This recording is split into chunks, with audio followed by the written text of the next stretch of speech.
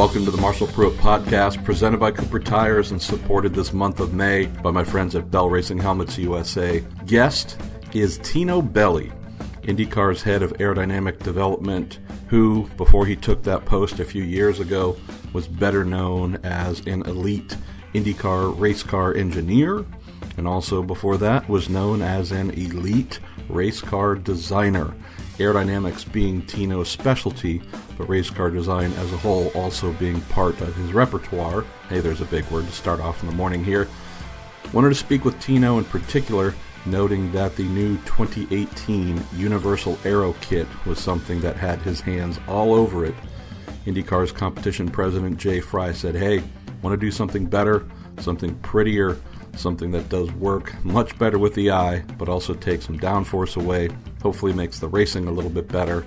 And they certainly relied on conceptual artist Chris Beatty to put some visuals behind the idea. Worked with Delara also from a design standpoint, but it was really Tino Belli who brought his vast experience.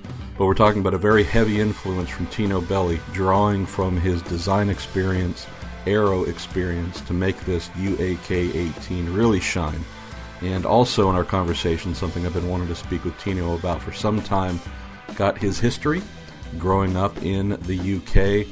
Also got some great stories about working at March under the renowned designer Robin Hurd. Some of the Indy cars that had Tino's involvement, including the wacky, but man, I sure loved it, Porsche 90P kart IndyCar chassis. So just some fun tales with Tino about his life and career, mistakes he's made, things he's done right, early passions for rallying, etc., and then culminating with our conversation about the new 2018 UAK 18. So I dig Tino. I hope you'll enjoy this as well, because anytime we can speak to someone who actually creates the things that we love, that to me is a pretty darn good day. You know you can get every episode of the Marshall Pruett Podcast on iTunes, on Podbean, and also on our Marshall Pruett Podcast Facebook page. And with that said, let's roll into a little bit of life and origins, plus career, plus his modern work with the Verizon IndyCar Series with Tino Belli. Your career has fascinated me for a good while as someone who, I would say, followed similar but far less distinguished path as yours on the team side, but also knowing your supremely interesting design background as well, plus the success of the Universal Aero Kit this year. I thought all those things would make for a perfect excuse to sit down and get to know you a little bit more. If we could, let's just start with where you come from, with not only the country, but maybe the environment that helped foster your interest in motor racing. Yeah, so I come from South Wales, which is part of the United Kingdom. Welsh people don't like to be called English. Clearly of Italian descent. Actually, my father was born in Wales, but my grandfather was born in Italy. My mother was born in Italy, and my great-grandfather used to, when Italy was very, very poor, around 1900s, used to come to England in this winter, work in London, and then go back to the farm in Italy in the summer. Wow. And so eventually my grandfather started doing that with him, and he sort of went to live in England. And so my father was born in Wales as well. So when you have Italian heritage, you sort of racing and is something that's just in the blood. Well, between Italy and the UK combined, I mean, that's two hotbeds of motor racing passion. And of course, I grew up in rally country. There wasn't any circuit racing in that part of the world, although my dad took me to Silverstone, I think when I was in 13, to see the Race of Champions, which was a Formula One race. Wow. But it was a non-championship Formula One race. Yeah. And it used to sort of happen in March. And that sort of fostered the interest a lot at that point. And so, but, you know, being born in Wales, my first passion was rugby. Ah. So my ambition was to play rugby for Wales. Unfortunately, I got a concussion, which put me out of the game. And that's when I really started to concentrate on racing.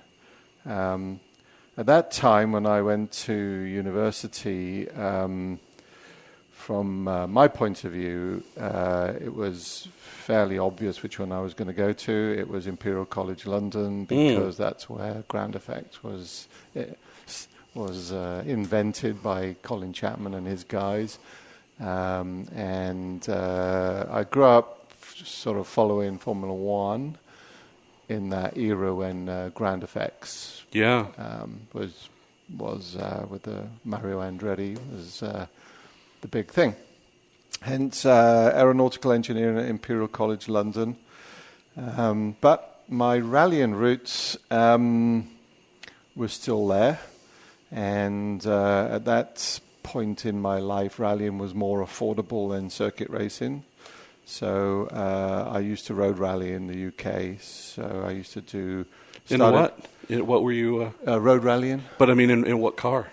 I started off in a Fiat 128 in little club events around London. Went to the Imperial Colleges in London. So you start off with the University Motor Club. Then we started doing little regional events.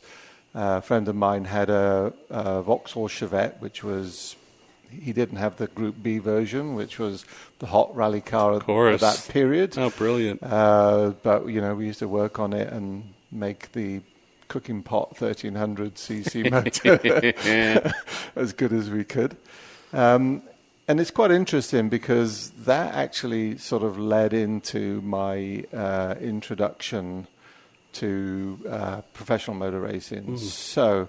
my first job in professional motor racing was with March Engineering, with Robin Hurd. See, March just seems to be a place that was open to grooming new talent. So many folks that I speak with or have known, there's a March stop at some point in time in their career. Yeah, so it's interesting because it's really what I call production race car. Also produces engineers. Yeah. So because production race car companies, and I think you could probably argue Lotus and Brabham were the precursors of it all. Because you have to innovate. At that time, it was all about modern innovation. So young people were what you needed because the technology was moving very, very fast. Sure. And you also needed cheap engineers. So you got them straight out of university and everybody would work insane hours. Do you remember what kind of initial pay that you received while doing this? Well, so mine was a little bit strange because I really started off on what I would call a subsistence wage because Robin Hurd at the time wanted to, just for pleasure, start road rallying. And so when he employed me, I was employed to be his co-driver and help prepare his rally cars and work in the wind tunnel on, at that time, Formula 3000, IndyCar, sports car, GTP, Group C. Every project that sort of went through the wind tunnel went through me at that point in time. So why did I do it for subsistence wage? Well, Robin at the time was a tax exile. And so he couldn't spend more than, I think, 60 days in the country a year. And when he was out of the country, I was allowed to drive his rally cars. So I went from basically rallying with whatever I could get my hands on, which was basically updated road cars, which I had to drive to work with, on Monday morning, to suddenly having new tires and engine rebuilds and a much better prepared rallying vehicle. Yeah. So I did that for a few years, and then I realized I wasn't a very good driver. unfortunately. I had that realization as well.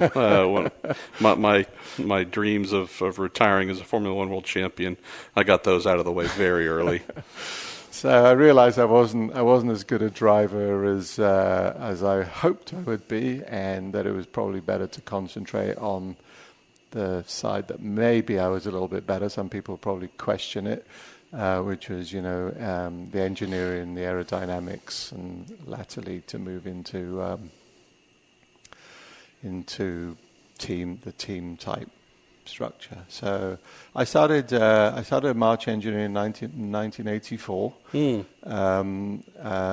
It was very interesting. Andy Brown and myself started within 1 month of each other. Oh, the dear Andy Brown. So, and we had we worked for Adrian Newey at the time. It was a little bit confusing who we really worked for. It was Ralph Bellamy and Adrian Newey. Adrian Newey was over here at the time, race engineering Bobby Rahal at Two Sports. And we designed, he would send lists from his notebook, his famous little, he never really had a notebook. He used to have a pad, a legal pad. And he would send lists over. We would make parts, draw parts, go to the wind tunnel, write it all out. No computers back then. I learned to print because we had to fax the results to America. I was going to say, you would have been relying on faxes would have been the height of technology. Faxes was the height of technology. And so if you wrote your notes longhand in cursive, doesn't fax so good. So I learned that every single note I took in the wind tunnel, every number was printed, and for years afterwards I printed everything. It's probably only 10 years ago that I suddenly dawned on me that I don't need to print anymore, and I've gone back to cursive writing in my notebooks. Oh, good man. But this sounds like, knowing, again, Adrian being over here quite heavily at that time in kart, but this still sounds like for someone somewhat recently fresh out of university, this still sounds like an amazing think tank experience galore. I'm imagining that your knowledge on the aerodynamic side in particular, but then obviously the other design disciplines, imagine this was a bit of an explosive culture where you're gaining rapidly. Very fast moving pace. If back then we used to do a new car every year. Oh yeah. And we used to develop it through the year, so we would have works teams. So that's what really brought me to the United States. Was Craco were one of the works March teams, and I was sent over here as their March representative. So I used to come over January 1 and pretty much stay through Milwaukee, so the race after Indy back then. I used to go back to England for one wind tunnel test a month. So would go back to England 6 times in that period, and then in the second half of the year I would come out, not to every race, but to selective races while we were working on the following year's car. So the team manager at the time was Barry Green. The driver was Michael Andretti. So hence the long association that I had with those two gentlemen later in my career. And we used to design, so back then it was Craco and Patrick were the two works teams, and the wind tunnel work that was done from January until June was exclusively for those cars, and then everything that we learned from January until June would be incorporated into the following year's car. So it was round the clock development. We used to do, back in 1987, we would have had 3 speedway rear wings. We would have had a rear wing for the standard rear wing here for Indy, which is what we design around. We do a much smaller one for Michigan, and we do a larger one for Pocono. And typically, halfway through the season, which was Milwaukee, we would usually come up with an update for the road course rear wing. And it's worth pointing out for newer fans of IndyCar racing that the era you're referring to in the 80s is one where by comparison, the rule book was relatively thin when it came to governing allowances for design creativity. So you could have an idea, one of your colleagues could be on the car that, the next day, the next race. Yeah, as long as it fitted within the dimensions. So you had height, width, length. Pretty much there was crash testing did come in. Andy Brown was definitely at the fore of a lot of early crash testing, because in that period, just ask Rick Mears, we hurt a lot of drivers' feet in that period. That's what really prompted the nose box crash testing regulations. Yeah. And Andy that was his sort of area that he was very involved with, as well as being the Formula 3000 designer at that point in time. And we would work, there was a weight limit, and that was it. Off you went. If we decided to do different suspensions, or you could in theory do underwings. Typically we didn't, because that's a rather large piece of tooling. Yeah. Tubs typically didn't get developed, though. Back in that period, we used to do, Craco had a tub with a lot of unidirectional in it, which didn't go into production tubs because it was too expensive. And they had lightweight bodywork, which meant that it was less robust. And so for a production piece, it wasn't so good. You had to handle it with care. But yes, the works teams certainly got a leg up back in those days. And it probably continued, well into the Newman-Haas days with Lola and stuff like that for a long time. So you being there as the March rep and affiliated with clients, where does your race engineering arc start? Because again, it's one thing to know, to have the amazing ability to design race car parts and pieces, to understand aerodynamics. That does not always necessarily translate into knowing what you need at turn 3 at track such and such, and what this driver needs to succeed.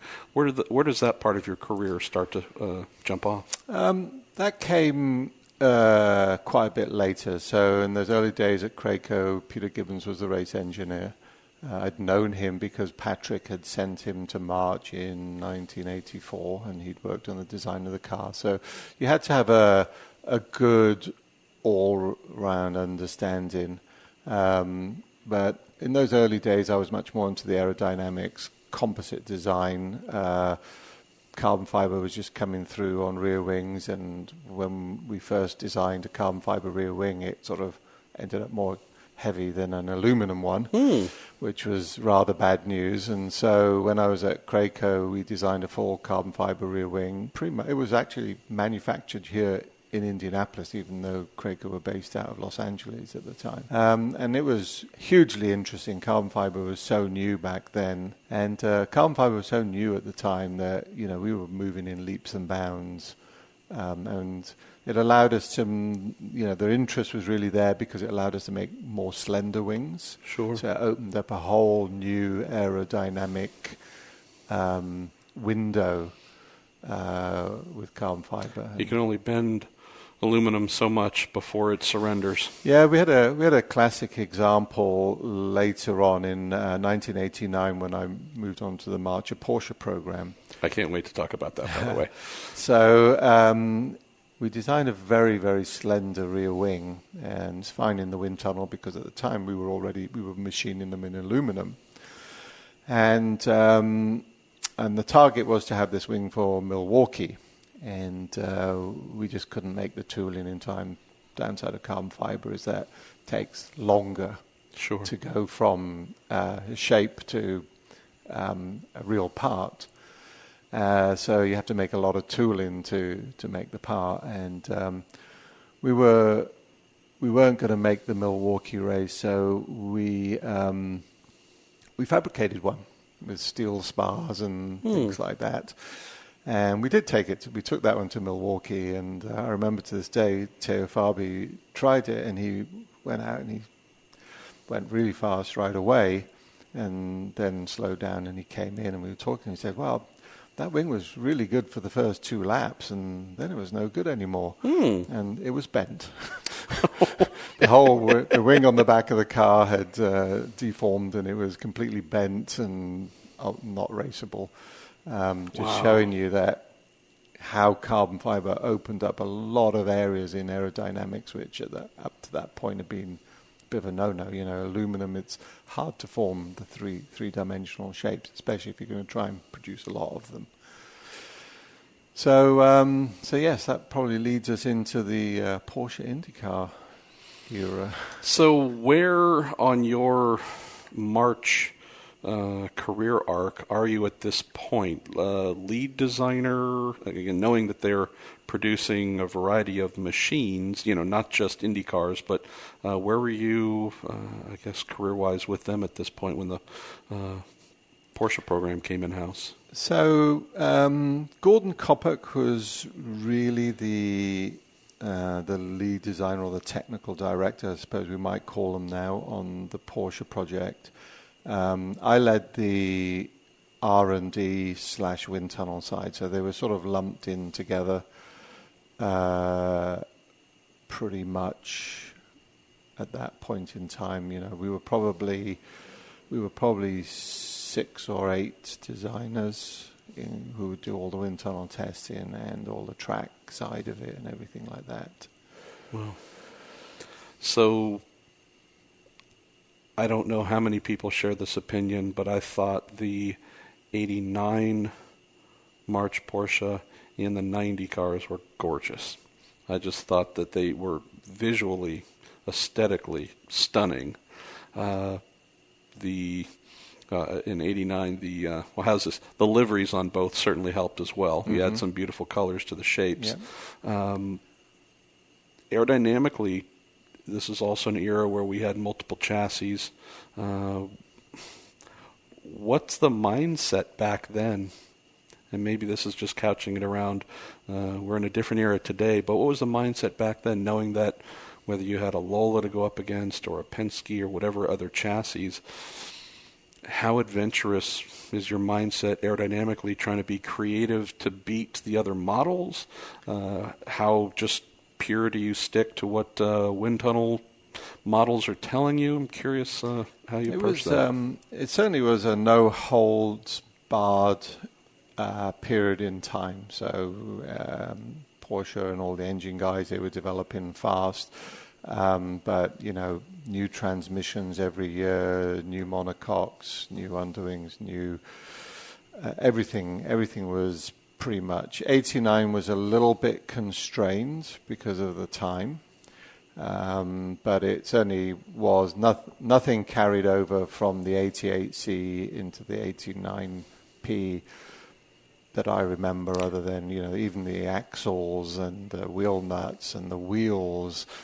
Everything was designed very specifically for stiffness and weight, and it was definitely a go for it period. The 90P was probably a little too unrestrained, and maybe a little bit too much. Maybe there's a little bit too much latitude given to engineers without enough experience, and its turbo placement will forever be remembered. That's for sure. Yeah, it was. I remember the discussions, because if the first car that ever tried to put its turbo there that we remember was the Tolman in Formula One, and that's where the idea sort of came from. The Porsche guys wanted to have the exhaust pipes, the primaries and the secondaries. They wanted the secondaries to be very, very short, and they wanted the primaries to be everything to be absolutely equal on the left and right bank, which we were having difficulty when putting the turbo in the bell housing. And if you remember at the time, the 89 car, the pop-off valve had moved onto the part between the plenum and the turbo, so we were blowing air across the pop-off valve and getting a boost improvement. So unfortunately it made the pop-off valve stick out like a sore thumb. Yes. The engine cover. So when we moved the turbo to the other side, the pop-off valve sort of went under the engine cover until at the last minute they changed the rules and said it has to be slap bang in the middle of the plenum. What I call the Ilmore rule, because they were blowing up. They were blowing underneath and up, and so they were directing internally the flow. So there were a lot of things going on in that period, and obviously then the other thing that really hurt the 90 car was the not all carbon fiber rule. And that's what I wanted to ask about that as well. So carbon fiber monocoques had become standard fare in Formula One. I don't know, well, remember reading about it at the time where there were, seemingly some team owners, some with vested interests, who had not maybe progressed as far in carbon fiber development, not particularly liking the fact that March had seemingly stuck to the rules, but ultimately was... Yeah, so there was, after all of the accidents where we were hurting drivers' feet, there was a rule brought in. So there'd always been a rule for the aluminum or aluminum honeycomb bottom half of the tub, which had always been ore equivalent. The ore equivalent was taken out of the rules from 86, 87, 88, 89, I believe.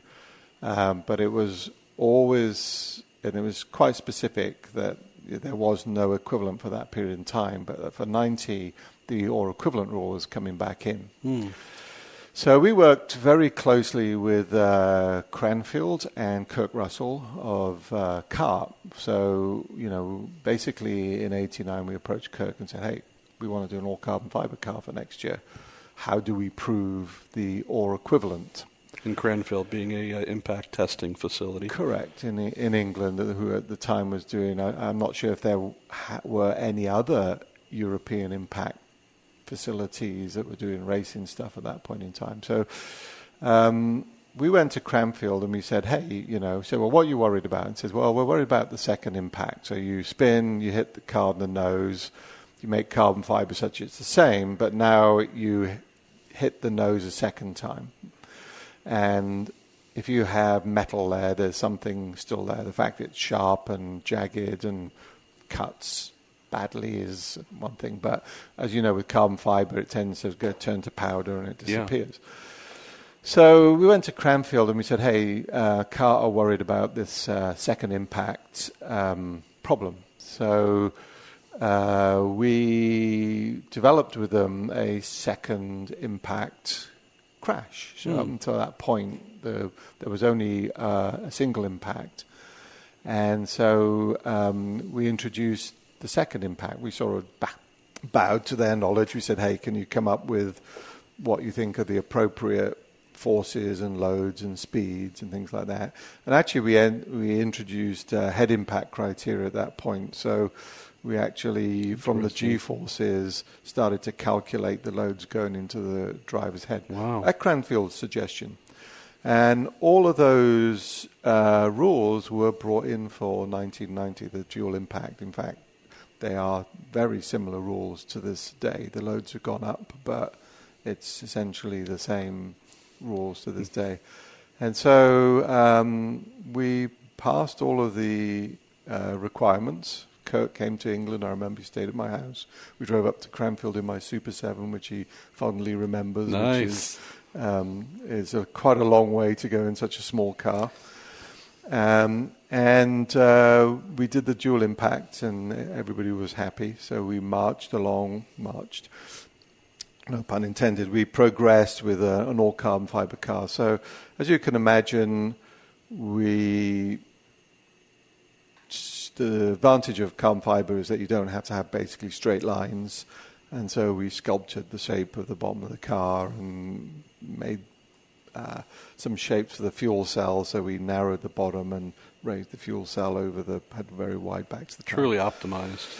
And then when, if I remember rightly, it was January or maybe late December when suddenly there was an owners' meeting, I think in Palm Springs, where it came back that, hey, they were not going to allow this for 1990, they were going to allow it for 1991.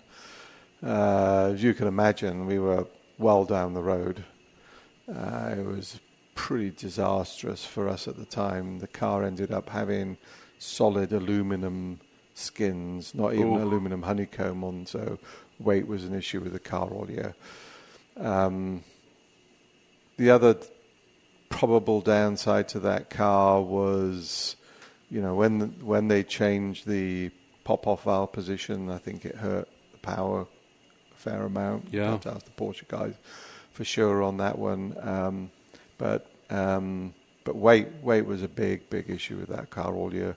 And then the turbo outlet was not the prettiest at the end of the day. Well, that's what I was going to say. I have to imagine for someone who's looking after the R&D, but also the aerodynamics as well, you must have been delighted with a truly bespoke all-carbon car with beautiful shapes that, would have in theory been a significant advantage to the all the cars using aluminum honeycomb bottoms and carbon uppers, but then having to reconfigure everything for a traditional tub. I'm sure you were pulling your hair out. It was difficult. The whole car was way too ambitious. A young guy now, an old guy now looking back at a young guy back then. It was just way too ambitious. You had like a forward longitudinal gearbox, so to change the gears you had to separate the engine. All sorts of things that were sort of pretty impractical, which were fine on paper, which definitely would have needed to be more restrained for sure. Wow. So where do you go, Tino, design-wise and career-wise after that? Because, again, the cars, they looked wonderful. They didn't perform as intended. Porsche obviously was out after 1990. Yep. Where do you go from there? So this whole time, at March, I'm working for Robin Hood. Robin's sort of morphed into the Leighton House Formula One side at that point. But he sort of got removed from his own company. And so Robin then did a deal with Fond Metal in Formula One. And so I remained with Robin. So I worked from Robin from 1984 until 1995. Wow. Even though it wasn't always at March.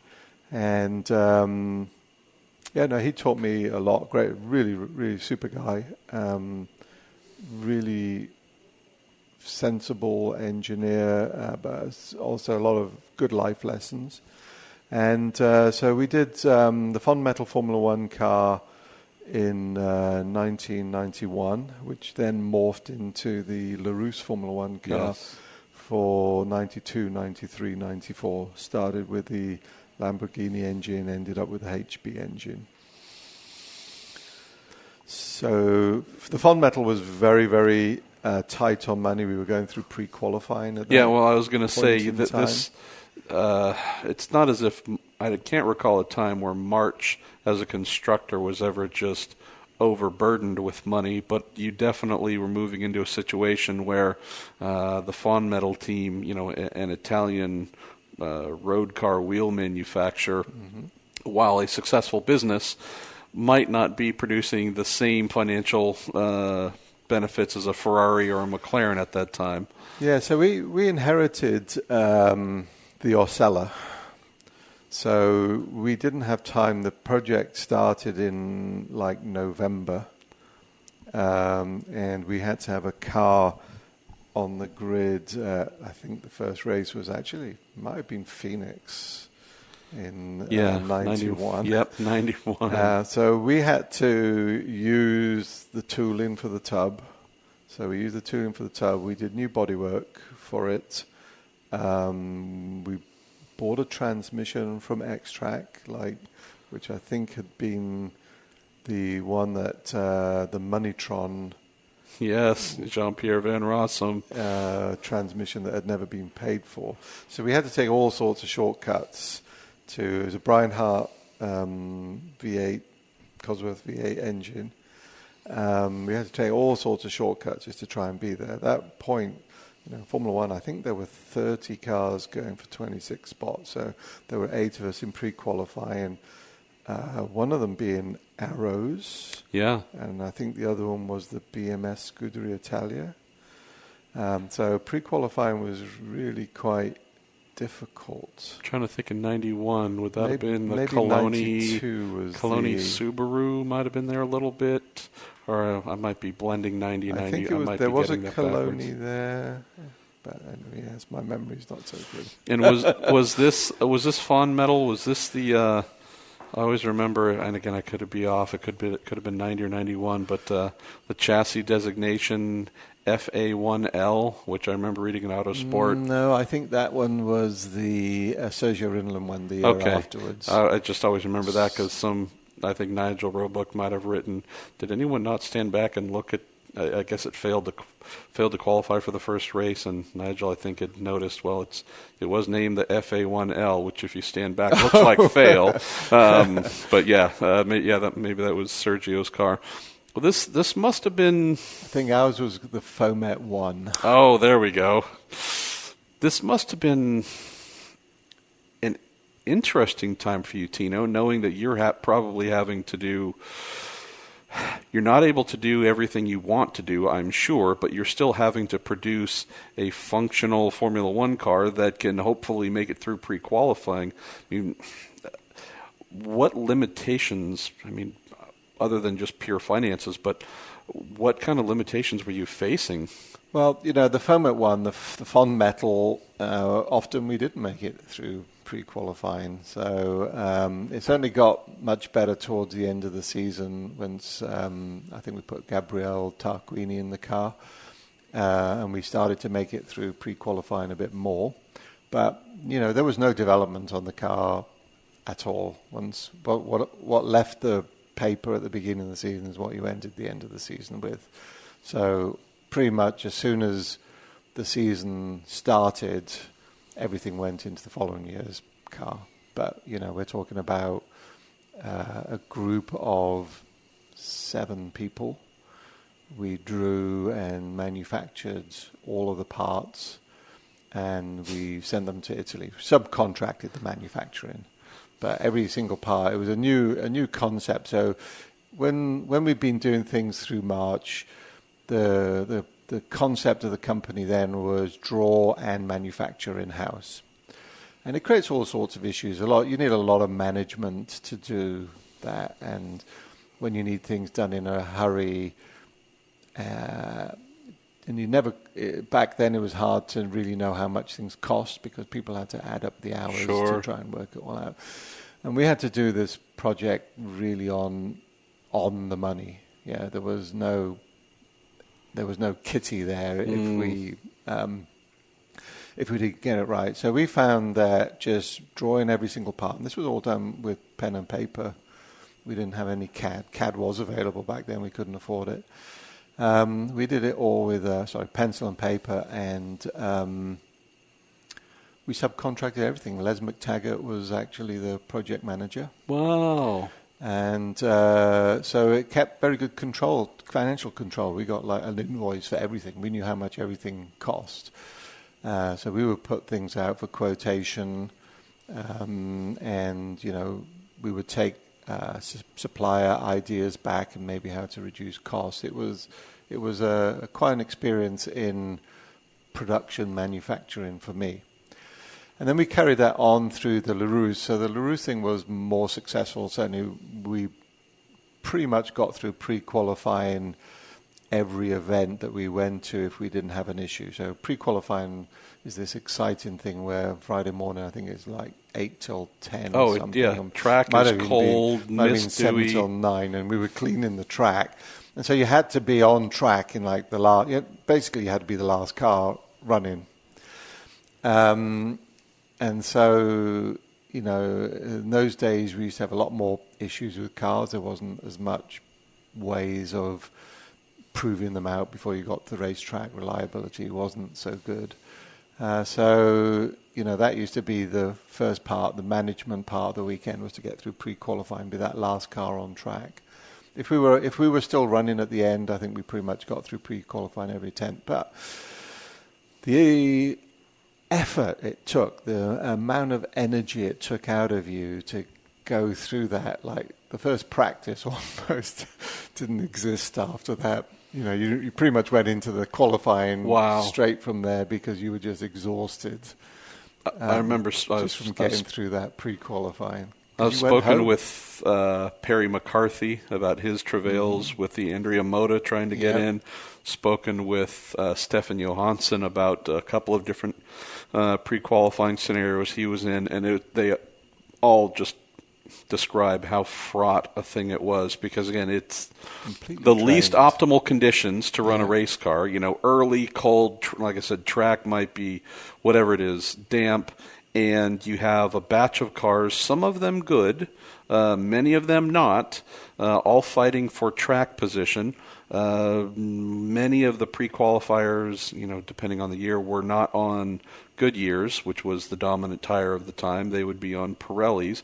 Pirellis would certainly come on, the Pirellis did have some advantages, but anyways, it just seemed like this, insane concept of, okay, everybody go. And you go, what? Now? Well, the last time we had the car out was at last pre-qualifying. We've turned no laps, had no money to do development, but you're praying to get into a Formula One race. The opportunity to qualify for a Formula One race, it just seems mental. Yeah, because it's true. You got through pre-qualifying, you still weren't guaranteed that you're starting the race. Yeah. So from here, where does your career start to lead you back to North America? Because I know that you've got some meetings coming up here, so I don't want to keep you forever. And we might need to do a part 2 on the back history part. But I know that we want to end up talking about this Universal Aero Kit, which has been so successful. But where do things start to lead you back to North America? So 95. So LaRousse basically ran out of money at the end of 94, and Robin had done a deal to try and hold the group of people that we had together to do research and development for Jerry Forsyth. That was his first year with Teo Fabi when he split from Barry Green. And so we did some wind tunnel testing, we made some parts, and we supported the race engineering at races. So we wrote software, built a hydraulic damper dyno for them, which at the time was like very unique. So you could do track replays through the damper dyno. And a few, so we did some wind tunnel testing, and it was a pretty successful year. I think with Fabi that year, we didn't qualify here at Indy quite as well as we would have liked. The white and day glow livery, very nice at the time as well. Yep. The CE engineering. And actually, all credit to Jerry, a major evolution in presentation. So, like, he brought the floor tiles and the banners and things like that into racing, which possibly were not much further along than what he introduced back then. And suddenly, the whole IndyCar paddock stepped up the following year on just presentation. Wow. So that ended at the end of 95. It was meant to continue into 96. Teo had a deal with Jerry, which at the last minute he decided. So the players' money went to Greg Moore, because Jerry had the players' money coming back from the green side. And ironically then, I went to the green side. So I went to work for Barry Green, back to work for Barry Green with Raoul Bozell and the Brahma sports team. 96. So now I'm in this. So this was my transition really from being mostly development, research and development, into just purely trackside engineering. So now it's not looking at the big picture quite so much, which is what happens. Less looking at the big picture and trying to sort of like move up the speed of the whole car to like trying to extract the maximum from what you've got. So, just focusing a lot more on toes and cambers and the nuances, the minutiae of ride heights and the minutiae of weight distribution, which typically we'd had a race engineer who'd handle that side of it up to this point. And how fun was it getting to delve into those finer points, knowing that while you have done a lot of great work, whether it is on CAD or on paper or in the wind tunnel, running through various ride height sweeps and such, how much fun was it to actually now, be focusing more on connecting with the driver and realizing that, 10th out of this makes him happy, but 10th out of that, I've got a raging, angry person. Very difficult. It is a very, very difficult transition to get into. The working with the driver on the small details it's engineering and it's a lot of psychology, which I'd never really, maybe 95 with Teo I started to understand that a little bit better. But for me, I was always trying to look at the big picture up to that point, and then using technology to try and develop the big picture. Yeah. And now you're much more into, as you say, you hear the stories of people rattling the wrenches around the back of the car and actually doing nothing and convincing the driver. Not that I'd ever do that, but you can see that sometimes it's as much about convincing the driver that it's the right thing to do as it is actually doing the right thing to do sometimes. If they don't, you can't do something which they don't want you to do. And so, and I had my kids were young at the time, and obviously there's a lot of traveling backwards and forwards across the Atlantic because we were living in England. 97 and 98, I went to the IRL with Pagan Racing, with Roberto Guerrero the first year. It just fitted in better with my family life. Yeah. Very interesting. This is where you start to realize, you start to get this inkling, running ovals only, like how sensitive the ovals are. Everything in my life up to that point, I know you come to Indy, but really now everybody's starting to realize, whoa, if you work nearly only on ovals, there's a lot of things that you can do to these cars. Yeah. that make the car way better on the ovals, and now you don't even have to worry about turning them back the other way. And that carried on all the way through, the classic IRL only period. So Barry Green had been asking me to keep going back to work for him, and I decided to do that at the end of 98. I felt that it was now, that's when I moved to live in the United States. My children at the time were, I think, 8 and 10. Good period in time to just make that transition and get rid of some of those frequent flyer miles that I'd been earning for so long. Well, this is also a rich period, too. I mean, I in 97, 98 worked in the IRL as well with the Thomas Knapp Motorsports team, general racing team with Greg Ray, and Greg was phenomenal on ovals. We had really no money but strong overall team there, and it was a joy to, as you mentioned, really try and focus on how can we be since things are simplified, since we aren't having to turn the car around to go to Long Beach next weekend, how can we focus on this singular discipline? But then for you, having, worked in kart, come to the IRL, gone back seems like from a engineering standpoint, you are really building a complete package so that when, if we look at your role today with the IndyCar Series, having to come up with a new bodywork package, you have not only the technical acumen, the design acumen, the aerodynamic expertise, but you've also worked with enough drivers to be able to take their feedback, float ideas. What things do you like about the current chassis, performance dynamic? What don't you? It seems to me like everything you're mentioning is really put you in a perfect situation so that when Jay Fry and others say, all right, we're thinking of doing something other than manufacture Aerokits, kind of had the right guy in-house.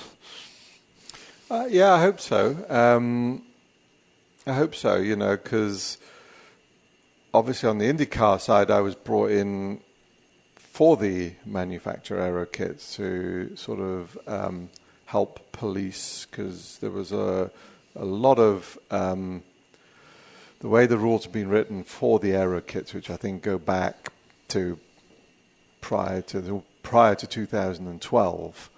There was the rules allowed a lot of things to be done on the Aerokits, and so just being able to tech them, make sure that people were using things in a legal fashion with the Aerokits themselves was a big task. The other big task was the 9.3. That was, so all the way through the first year of the Aerokits, I was doing statistics. How do you separate out whether the performance deficit is aerodynamic, engine, driver, team? We know it's not the tires. Sure. And that's about the only thing we know it wasn't, because everybody had the same tires.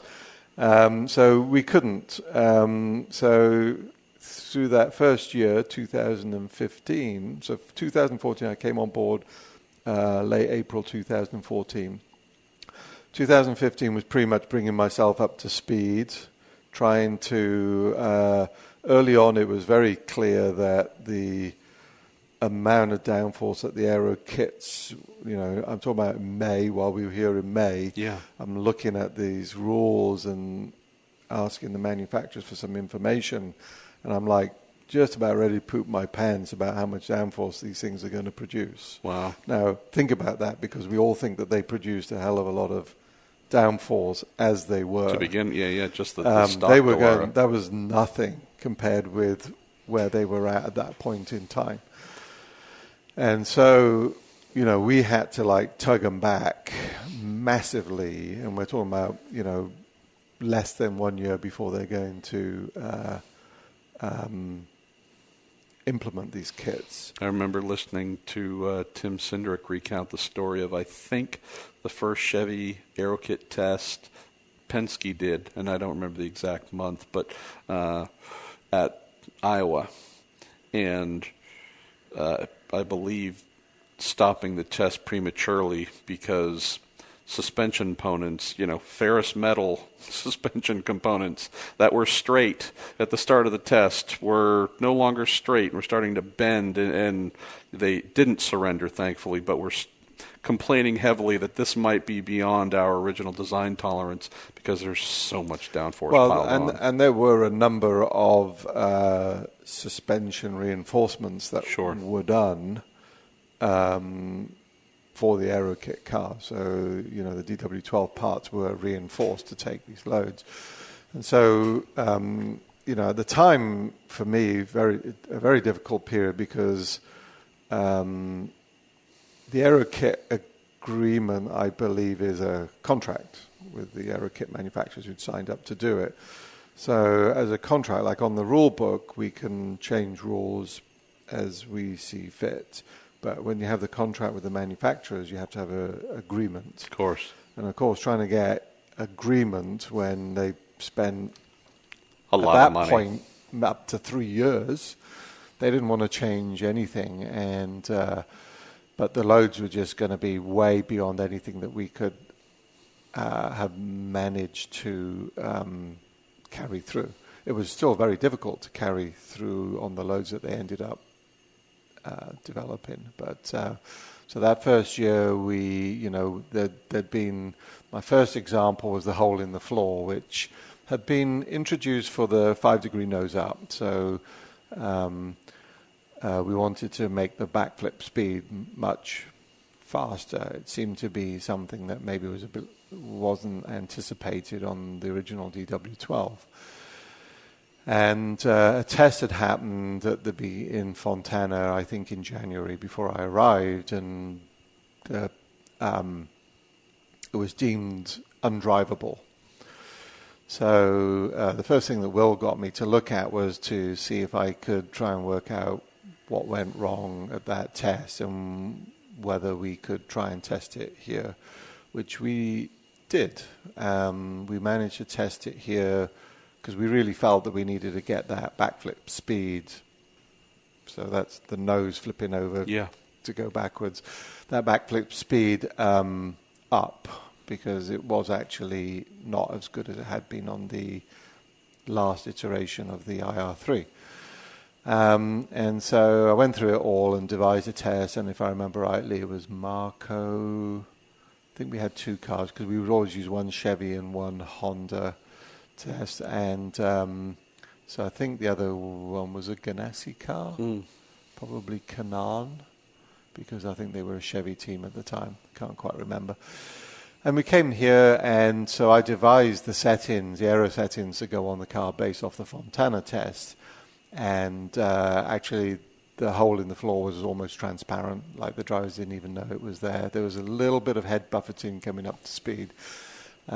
So that was good because it was clearly safer. And the other thing that it did was, particularly on the road course part, it took away a lot of downforce. Yeah. So it meant that Chevy and Honda both had to go a bit back to the drawing board on their kits, but it sort of helped bring us into the window that we needed to be on that, combined with removing the strakes and the sidewalls, which were easy things to take off. It allowed us to get into an area where we could make the suspension live. So that was an interesting, period that got us through to the beginning of the Aerokit. So it got us through 2014 to the beginning of 2015. And of course, 2015 was the 9.3 year. So 9.3 for those who've scrubbed this from your memory or weren't aware of it to begin with. That was a redevelopment option which IndyCar placed in the Aerokit rules. It basically said if one brand was far enough out of the competitive window, there was a possibility to lobby to redevelop, not freely, but to work with IndyCar to decide what areas might be allowed or might not, but then to hopefully come back in a more competitive shape the following year. Correct. So we had to develop the metric to decide whether we should implement 9.3 because we didn't have that in place. So all the way through the season, the 2015 season, I'm using time and scoring metrics to show that there was a significant deficit, that Honda had a significant deficit on average through the whole season because, like anything, there are ups and downs. What we couldn't prove was whether it was the engine. We do have the torque shaft, so we did have an idea of where the engine stood. We couldn't prove whether it was team or driver. So at the end of the season, of course, this is well documented now, we impounded 2 cars at Sonoma, put them in a separate truck, brought them back to Indy, took those cars to Windshear, ran them through an array of tests. The cars had to be prepared for Windshear. It's not, some people think that you just roll the car off the track and you put it into Windshear. Well, it's a moving ground wind tunnel, so the car has to be supported. We put brand new underwings on both cars, so we just wanted to make sure that any difference wasn't because of quality of some of the parts. And so we ran the test at Windshear. So luckily I had in my time at Andretti, a team called Andretti Autosport, I had significant experience in Windshear. In fact, when Windshear was conceived, Andretti were paired a little bit with Windshear. We did the open wheel sign-off testing for them. We supplied them with a car. And we sort of went there and we did the sign-off testing, and we had we were one of the heaviest early adopters of Windshear, which is a fantastic facility. I think there might be a few copies of it appearing around the world now, but when that happened, that was like a major step in the right direction. So the 9.3, we took the cars, we ran through a variety of road course configurations, a variety of Indy configurations. I won't say super speedway because obviously we were focused on Indy and the rest of majority of the rest of the season, which is road course short oval.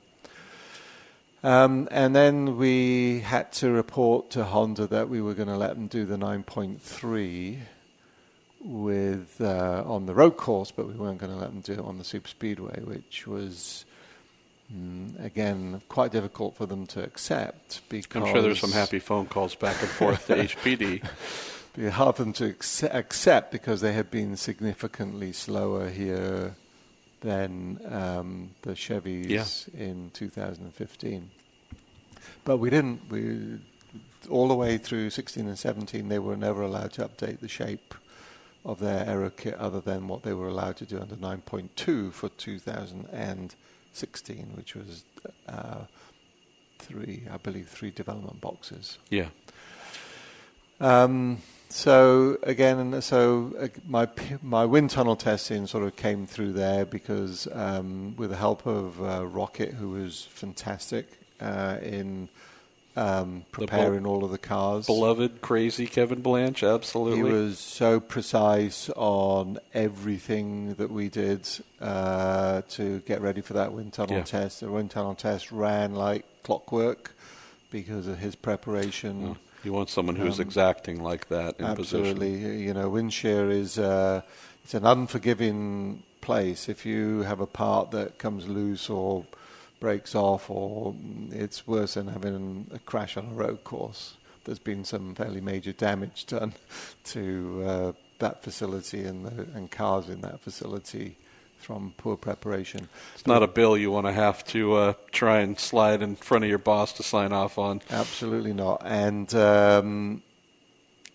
testing went really, really smoothly. We then allowed Honda to present to us what they wanted to do for under the 9.3, which we then had to go back and retest. It was done in 2 stages. The first stage was they had some prototype parts, but we didn't accept the prototype parts because the construction wasn't race quality construction. And we made them go back with race parts quite late, probably in about January or February, just to prove that the race parts were within the envelope. And they were. They repeated pretty well to the prototype. So that was an interesting experience. And then, of course, 2015 was also very interesting because of the backflips. Yes. And I know, and you're obviously trying to work with something you have inherited. And I don't say this trying to off-lay blame. This has nothing to do with blame. But you're coming in trying to then get to some very quick answers on a very important topic. Why are these cars blowing over? That's not a single causal reason for all of them. There's, varying factors that are somewhat different in each. But having been here for that and having been having reported on it, that was the big news. Why are there cars flying at Indy? Why? And you had to get right in the middle of that. Chevy and Honda had passed all of the criteria that had been put in front of them to that point. A study had been done of the car spinning, and it was this was prior to me arriving, and it was deemed that 135 degrees of yaw was the critical angle. And of course, the cars went through 135 degrees of yaw okay. It was only when they were 180 and hitting a wall that they flipped over. And Chevy and Honda both worked tirelessly during the month of May and beyond to try and improve this problem. And in fact, we had some solutions in place for Texas. It's just, it's very hard to get a solution in place in a week, which is pretty much was a week between when they started flipping and the race. It was probably 10 days. And you also have to be very careful that you don't make things worse unintentionally, which can happen. So, the outcome of that was, people probably forget that we closed off the back of the wheel guards. Yes. We studied 180 degrees of yaw a lot more, which still the critical speed, flip speed 180 is less than 135. What everybody remembers coming out of that is the flippy flaps on the beam wing, which still are on the cars now, but they're on the actual underwing, not on the beam wing. And a lot of people forget about the dome skid. So because we weren't sure whether we were going to get the flippy flaps to work, so there's a number of things to make them work. Will they actually deploy? Do we get good correlation between CFD and the wind tunnel? So GM actually rotated the car at the GM wind tunnel in Detroit and did the whole 180 degrees to check that that's with a stationary flippy flap, just to check that their CFD correlation was the same as what the wind tunnel. And you raise a good point here that this wasn't yourself or IndyCar working in isolation. You had both manufacturers actively involved in wanting to help come up with the best safety solution. Yeah, the manufacturers are always been incredibly. They're very helpful on everything, but as soon as safety comes out, they are 100% right there. And there was thousands of CFD hours done on different ideas and different thoughts, and trying to understand what's happening, what can be done to improve it. And so on the flippy flaps, we actually had a prototype set here for Carb Day. They were made out of aluminum with a piano hinge and nice. Really not a race quality part. Sure. So we sort of said, hey, we can't. We're going to make things worse if we try to accelerate this through. But we'd started on the concept. Delara LLC had made that up in that period of time. The steps we had to go through on the steps we had to go through on all of this, we didn't get through all of those steps. There was checking the concept worked in CFD, checking that the CFD was correct. There was designing the parts, designing the hinge, making sure it would deploy, making sure it wouldn't explode when it deploys at 230 mile an hour. Because if the hinges hadn't worked, then the retention device hadn't worked, and it went way over center, it was as good as nothing. So, the original ones had lanyards to stop the amount it would deploy, but of course, where'd you put the lanyards when the thing's closed? We were worried about the thing bouncing on pit road or at speed. So we had a lot of things to go through. And we really didn't sign off on that probably until the end of January. So we had decided to implement the dome skid beforehand, because one thing we had observed since the DW12 had come out was a lack of tire smoke in the spin. Yes. And we'd also noticed that we never ever flat spotted the tires significantly. There were a number of cases at Pocono where people spun all locked up and happily drove back round to the pits. So that indicated to us that, you know, we weren't getting much downforce as we were going through the spin. And short of not knowing at that time what to do to stop the cars from flipping, we said, hey, if we can get the dome skid to give us downforce while we're spinning, the speed we contact the wall will be less. That's always good. So we wanted that downforce, and a very significant amount of downforce came from the dome skid. First time we spun here at Indy, really, really happy. Lots of tire smoke coming off. Wow, the car seemed to hit the wall quite fast still. You know, see the sparks. Yeah. And then we sort of looked at it, and wow, you know, there's so much downforce. We've exploded the tire at 90 degrees of yaw, and the thing sat down onto the titanium skids. It's now sliding into the wall. You know, an unintended consequence from a good idea. And this is what you have to be so careful of at every step. Yeah, as you say routinely, you've said here, but, you know, when you and I speak frequently, you often mention you don't want to make things worse. Right? But great idea, best intentions, but, you try and think of everything, but... The 90p. Probably was worse than the 89. Tried to make it so much better, but at the end of the day, you try to do too much and perhaps make it worse. Well, let's talk about, on the dome skid, let's talk about the last development stage of that before we get into and close on the UAK 18. So there is no dome skid on the new 2018 Universal Aero Kit because you and your team have been able to replicate the downforce spike in heavy yaw without having to use a dome skid, which then also, as we know, angered some teams and drivers because you had to raise the ride height a bit and such. I mean, you've overcome something that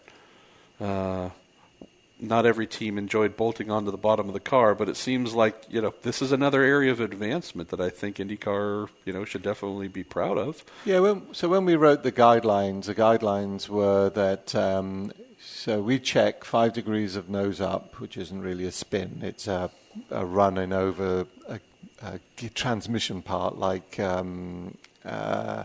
happened here. So there's the famous Mario Andretti spin where he went over a bit of safer wall. And then there was the Penske, the driver was... he did a backflip when he went over a bit of transmission that had stayed out on the track. Yeah. Crashed just before him. Yeah, today is a day for bad. Guy from Ohio. Rockets man.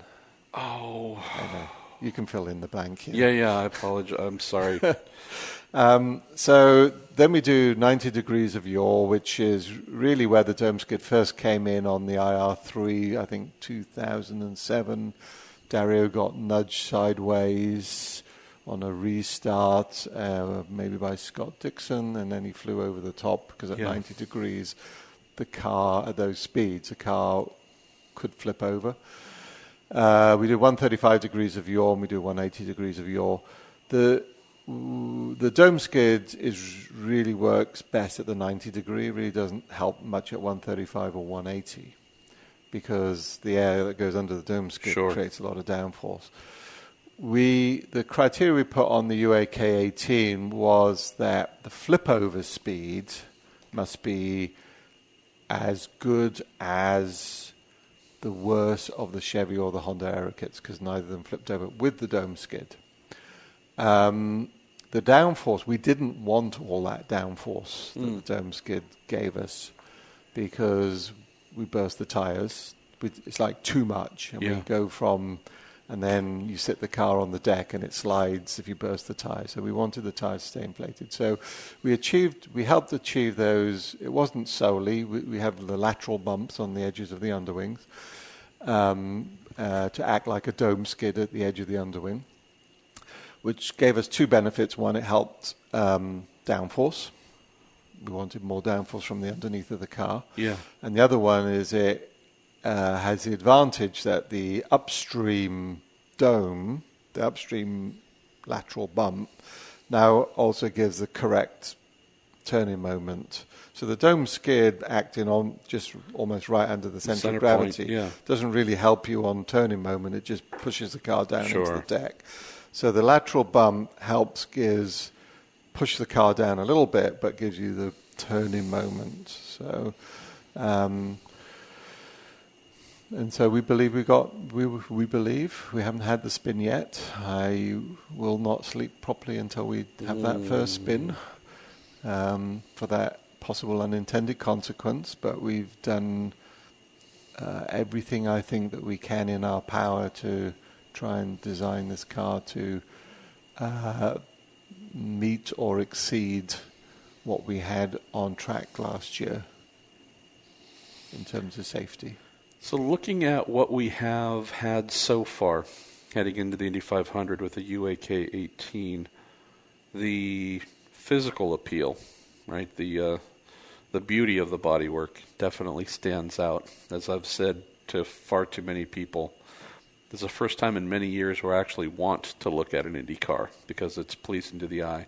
I know that you worked with Chris Beatty, conceptual artist.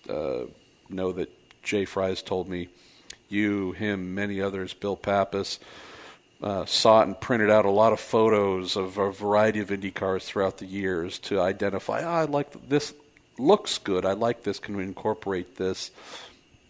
So we have a lot of people giving input on the beautification, let's say, of this 2018 bodywork. What was the process like as someone who might have to push back and say, I know you like the looks of that, but I also have to live in a world of physics and turn some of these looks into functional items on track to deliver performance. What was that process like for you, having to draw from your design experience to work with a team that married physical appeal with some pretty serious on-track performance we've seen so far?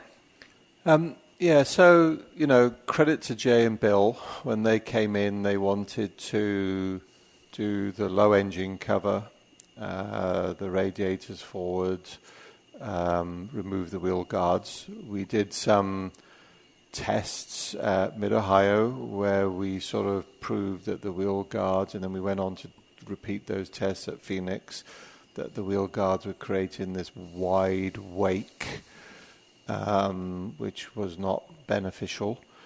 The low engine cover is something that Will Phillips had wanted, even with the Aerokits, but it didn't force the engine manufacturers to reposition their turbo inlet. Yeah.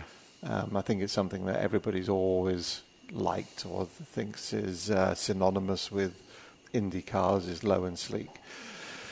The wheel guards, honestly, early on I gave a little bit of pushback because I was a bit worried about the wheel-to-wheel contact, which when I looked at more and more video clips, which there's a famous J.R. Hildebrand Will Power at St. Pete, yes. Marco Andretti, that's under yellow, and they didn't do anything.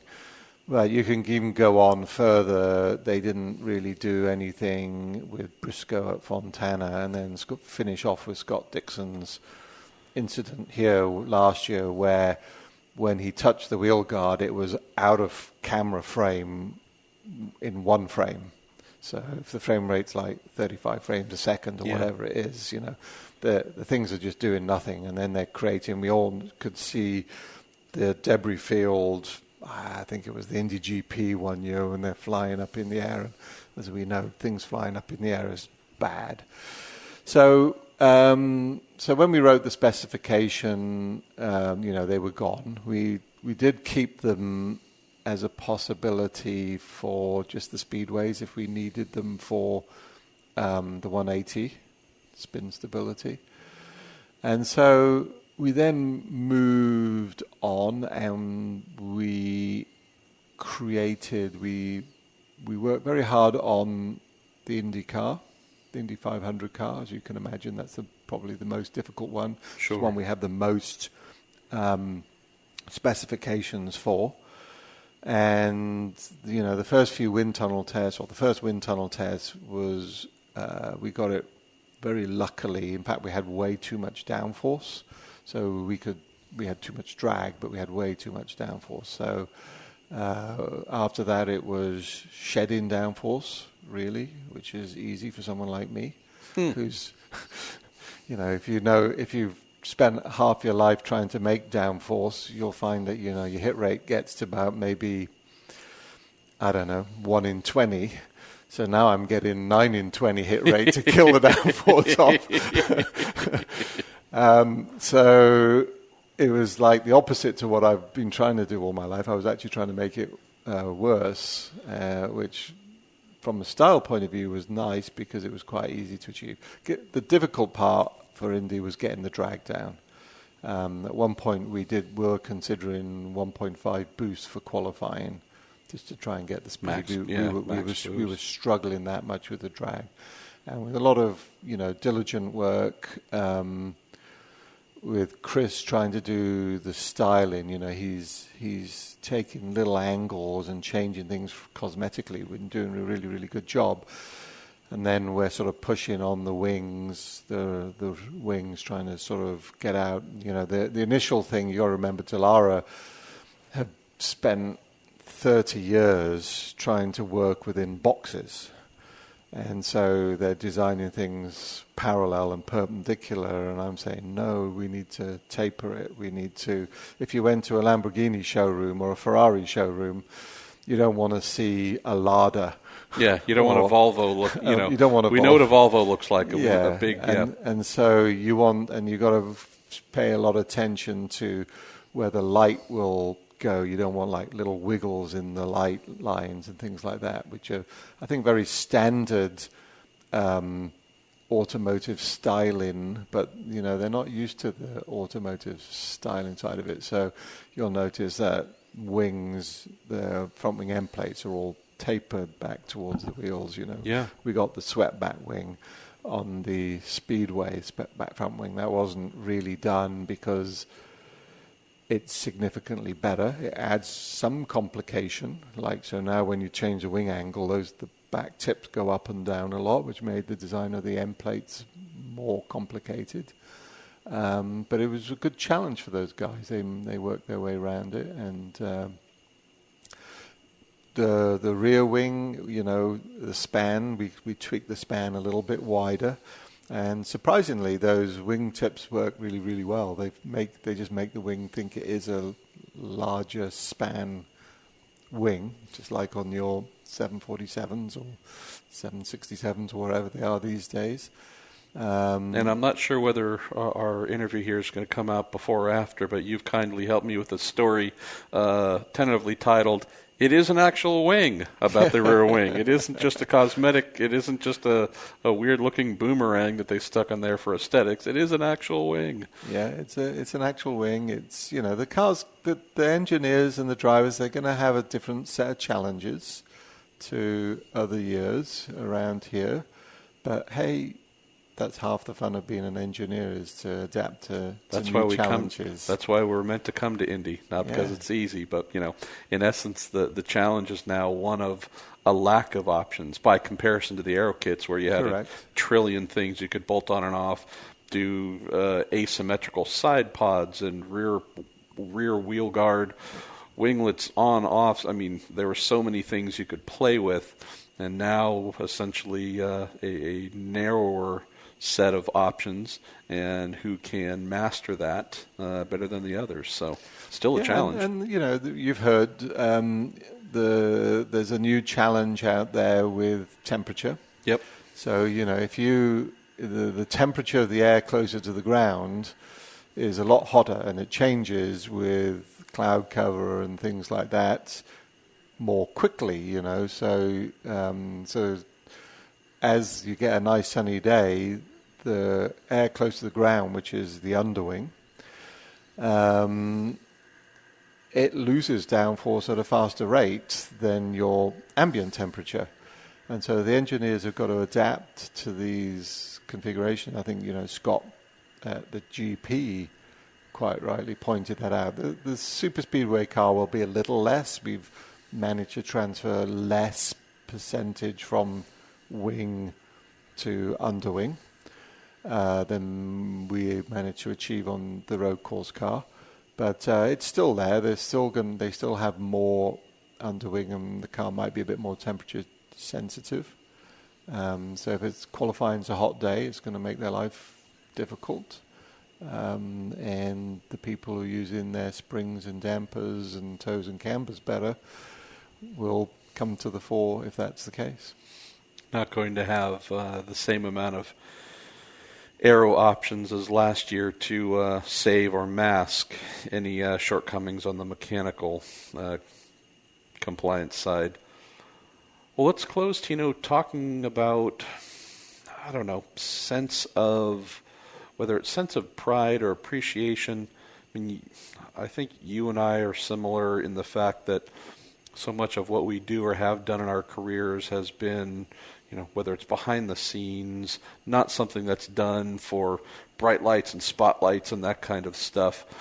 But I'm sure you must have heard or read a lot of very incredibly complimentary words shared about this Universal Aero Kit 18. Fans seem to love the looks of it. Drivers rave about the performance. You know, I got the feeling back. You know, everything isn't being masked by excessive downforce. I love it. It's moving. I feel like I'm really performing again. I'm sure you've heard that. I'm guessing you take pride in that, even though you're not, you know, beating your chest, nor the other members of the team who've come up with it.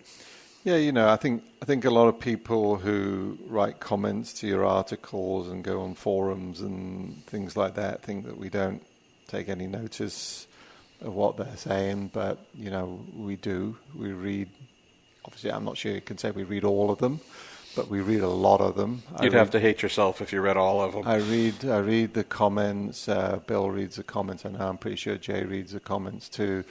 You know, we too try and spend some time looking at what people are saying in the forums, what they're saying about the races and things like that. And Jay does, as you well know from talking with him and his comments, he does listen, and we all listen, and we all try to logic out whether